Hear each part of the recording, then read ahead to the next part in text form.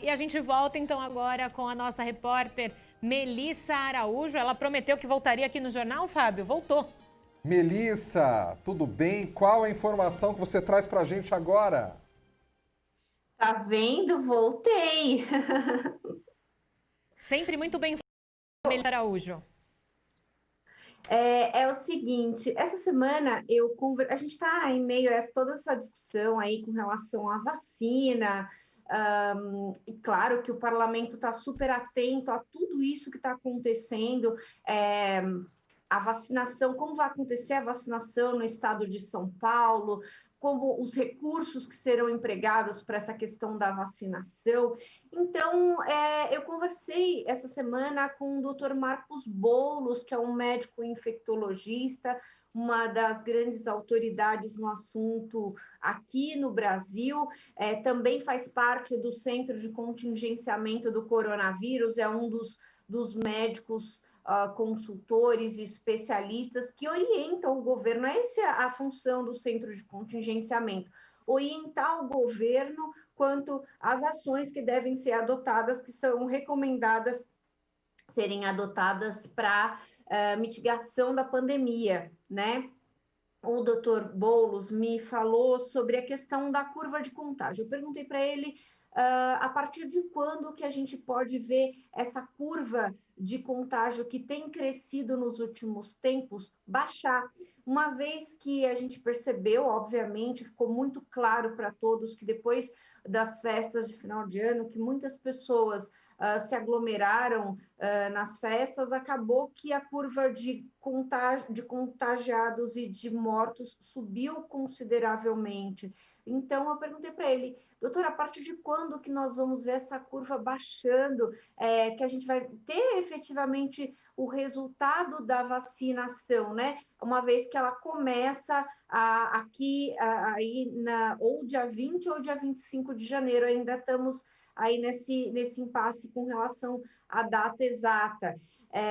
E aí o doutor me falou, a partir de abril começa a descer a curva, né? Então, ele, de acordo com a experiência dele, né, e com o que eles estão prevendo até da resposta dos testes, a partir de abril a gente começa a ter uma leve queda na curva, né? A gente fala leve, assim, muito com os pés no chão, porque a gente ainda está num contágio muito acelerado. Essa variação que a gente vê agora, que é chamada de segunda onda, o doutor me explicou que não é uma variação que traz uma letalidade, não foi uma mudança genética muito significativa no vírus, mas foi uma mudança de taxa de contágio. Então, por isso, eles têm uma preocupação de fazer essa vacinação antes que essa segunda onda fique ainda mais forte, né, e mais incontrolável. Então, ele garantiu que a vacina, a fórmula da vacina, digamos assim, né, falando de uma forma bem leiga, a fórmula da vacina, ela contempla essa variação, ela contempla essa variação que vai conter essa segunda onda.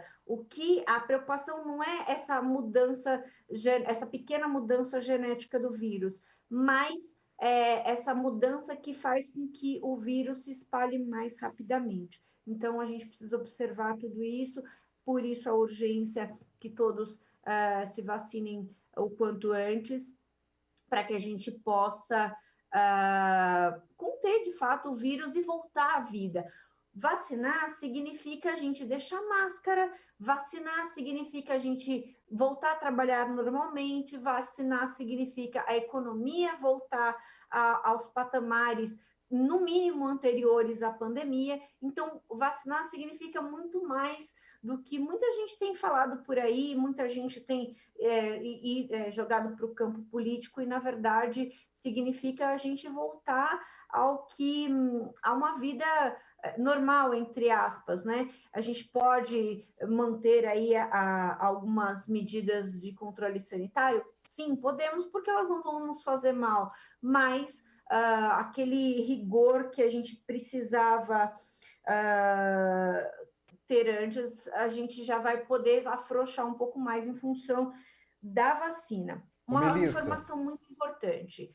A Anvisa, ela dá autorização para a vacina mediante a um grupo que foi testado. Crianças e grávidas não foram testados, por isso que eles não vacinados nesse primeiro momento. O doutor acredita que em 2022 esse grupo poderá ser vacinado. Então, isso é uma informação muito importante para que a gente possa também ter uma abrangência maior aí com relação à pandemia. Outra informação muito importante sobre a Coronavac. A Coronavac, ela foi testada em profissionais de saúde, em profissionais que estão na linha de frente, isso aqui no Brasil. Se a gente pegar o número da Coronavac em diversos países, a gente vai perceber que eles deram números diferentes. Isso porque em outros países não foi testado nesse grupo que está em contato direto com o vírus. Então, por isso que os índices em outros países foi maior. Então, isso para nós brasileiros, nos traz uma segurança ainda maior. A gente sabe que a vacina que a gente vai tomar aqui em São Paulo, a vacina que nós vamos tomar aqui no Brasil, ela foi testada em contato direto com o vírus, em contato com pessoas que estão diretamente expostas ao vírus, né? Então, essa é uma informação muito importante que pode, para fazer com que as pessoas entendam aí esse processo, esses índices diferentes de resposta da vacina, isso também se dá a esse fator. E o doutor, eu fiz questão de colocar essa dúvida para ele, e ele confirmou que, de fato, é isso. O fato de ter sido o teste feito com profissionais de saúde dá uma segurança ainda maior para esses resultados que foram alcançados, né? E a gente lembra que no resultado final da vacina nenhum dos pacientes teve uma ocorrência grave da doença. Isso é o essencial, uma vez que a grande função da vacina é justamente acabar com a letalidade, e essa função foi cumprida com sucesso. Então,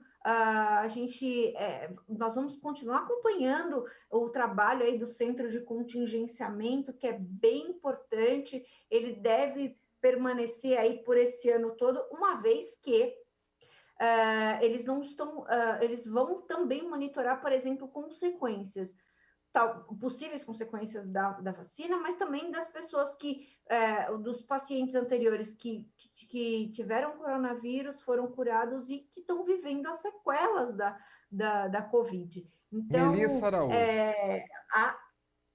Pode falar.